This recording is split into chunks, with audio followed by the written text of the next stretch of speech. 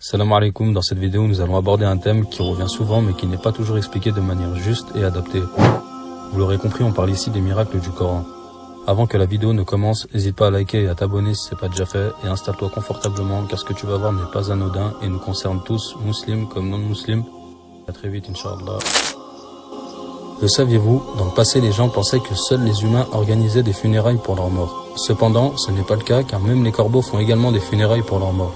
Cela a été connu récemment par la science, mais a été décrit dans le Coran il y a 1400 ans. Allah dit dans la sourate Al-Maïda, verset 31, « Puis Allah envoya un corbeau qui se mit à gratter la terre pour lui montrer comment ensevelir le cadavre de son frère. Il dit, « Malheur à moi, suis-je incapable d'être comme ce corbeau, à même d'ensevelir le cadavre de mon frère ?» Il devint alors du nombre de ceux que ronge le remords. Comment Mohammed alayhi salatu wassalam, qui a vécu il y a 1400 ans et qui était illettré, donc ne savait ni lire ni écrire, aurait-il pu savoir que les corbeaux ont un comportement similaire à celui des humains? Vous êtes sûrement déjà au courant, mais plus l'humain prend de l'altitude et plus son niveau d'oxygène baisse. Les vaisseaux sanguins des poumons se contractent, rendant difficile la respiration en raison du manque d'oxygène. L'oxygène dans l'atmosphère diminue, ce fait a été décrit par la science que récemment, mais mentionné dans le Coran il y a 1400 ans. Allah Azza wa Jal dit dans la sourate 6, verset 125, « Et puis quiconque Allah veut guider, il ouvre la poitrine à l'islam. Et quiconque il veut égarer, il rend sa poitrine étroite et gênée, comme s'il s'efforçait de monter au ciel. Ainsi, Allah inflige sa punition à ceux qui ne croient pas. » La recherche scientifique a montré que les animaux et les oiseaux vivent en communauté, c'est-à-dire qu'ils s'organisent, vivent et travaillent ensemble. Même les animaux les plus solitaires se socialiseront à un moment donné de leur vie. Cela a été découvert il y a quelques années par le biais des recherches, mais sans surprise mentionné dans le Coran il y a 1400 ans.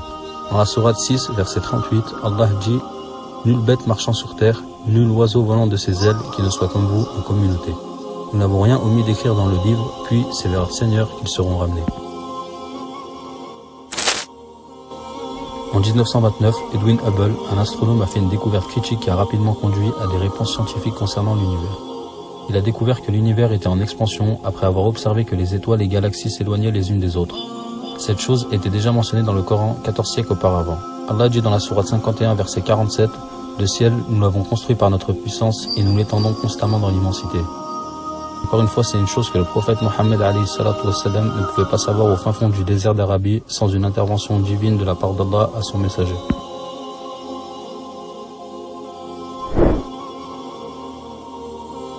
Les montagnes ont des racines flottantes qui s'étendent vers le bas sous une chaîne de montagnes. Les racines sont en général environ 5 à 6 fois plus profondes que la hauteur de la montagne. Ce fait est connu à cause de la nouvelle technologie, mais décrit dans le Coran il y a 1400 ans.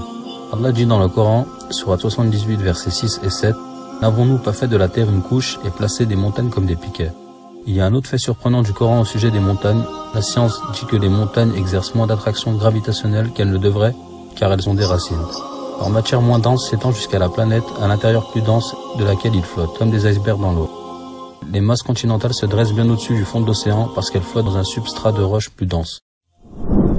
C'est également mentionné dans le Coran bien avant la découverte scientifique. Dans la sourate 27, verset 88, « Et tu verras les montagnes, tu les crois figées, alors qu'elles passent comme des nuages. Telle est l'œuvre d'Allah qui a tout façonné à la perfection, il est parfaitement connaisseur de ce que vous faites. » Toutes les fourmis mâles ont des ailes, toutes les fourmis ouvrières sont des femelles. Les fourmis qui n'ont pas d'ailes sont définitivement des femelles. Cette affaire n'était connue scientifiquement que depuis la nouvelle technologie, mais encore une fois, mentionnée dans le Coran. Allah s'est adressé aux fourmis qui ne peuvent pas voler au mode féminin. Dans la sourate 27, verset 18, Allah dit « Quand ils arrivèrent à la vallée des fourmis, une fourmi dit « Ô fourmis, entrez dans vos demeures, de peur que Salomon et ses armées ne vous écrasent sous leurs pieds sans s'en rendre compte. » Ce qu'il faut retenir ici, c'est le verset en arabe, le mot affiché à l'écran est celui utilisé dans le verset. La différence se fait sur une seule lettre. En arabe, pour dire « il a dit », on écrit « qala ». Et pour dire « elle a dit », c'est « qalat ». Ici, Allah a bien mentionné la fourmi au féminin. Si cette fourmi avait des ailes, elle se serait envolée, mais elle n'en avait pas. Au lieu de ça, sa seule option était de se cacher sous terre. Comme elle n'avait pas d'ailes, il s'agissait certainement d'une fourmi femelle. Ici, Allah Azza wa Jal a correctement parlé de cette fourmi au mode féminin. Comment le prophète alayhi salatu wassalam pouvait être au courant que les fourmis sans ailes sont toutes des femelles, si ce n'est que le Coran est la parole d'Allah et pas la sienne. Une petite remarque sur les fourmis, certains diront que c'est faux car les reines des fourmis ont aussi des ailes. Les reines des fourmis sont des fourmis qu'on ne voit pas aux alentours car elles ne servent qu'à pondre. Elles ne sortent jamais à moins d'être menacées et perdent également leurs ailes après la reproduction. Les fourmis dont on parle ici dans le Coran sont des fourmis ouvrières. qui sortent et nous les voyons dans nos maisons et à différents endroits. Car elles, les fourmis, sont sorties et doivent entrer dans leur maison, ou leur cachette selon le verset, et ce sont toutes des femelles. Toutes les fourmis mâles ont des ailes et elles meurent juste après la reproduction. Les araignées femelles sont celles qui construisent la toile. Il est connu dans la littérature arachnologique que les mâles ne construisent pas de cide. Ils ne sont nécessaires que pour l'accouplement. La maison des araignées est également très faible, principalement parce qu'elles sont construites très finement. Découvert par la science moderne il y a quelques années et mentionné dans le Coran il y a 1400 ans. Allah dit dans la sourate Al-Ankabut, verset 41, « Ceux qui ont pris des protecteurs en dehors d'Allah ressemblent à l'araignée qui s'est donnée maison. Or la maison la plus fragile est celle de l'araignée, si seulement ils savaient. » En arabe, « At-Takhada » est pour les hommes, et le mot At-Takhadat est pour les femmes. Le Coran a utilisé le mot At-Takhadat pour désigner l'araignée femelle. De plus, la construction de la maison de l'araignée est la plus faible. Même si le matériau est solide, chaque fois que l'araignée attrape sa proie, la toile est endommagée. Elle peut aussi l'être juste avec le vent. Ainsi, le Coran mentionne l'araignée au féminin qui construit la toile et aussi la faiblesse de celle-ci. Après tout ça, les questions qu'on peut se poser, c'est comment renier que le prophète Mohammed est le messager d'Allah et que le Coran est la parole authentique d'Allah. Merci d'avoir visionné cette vidéo à but instructif et qui représente un rappel pour nous tous. Je vous dis à très vite, prenez soin de vous. Wassalamu alaikum wa rahmatullahi wa barakatuh.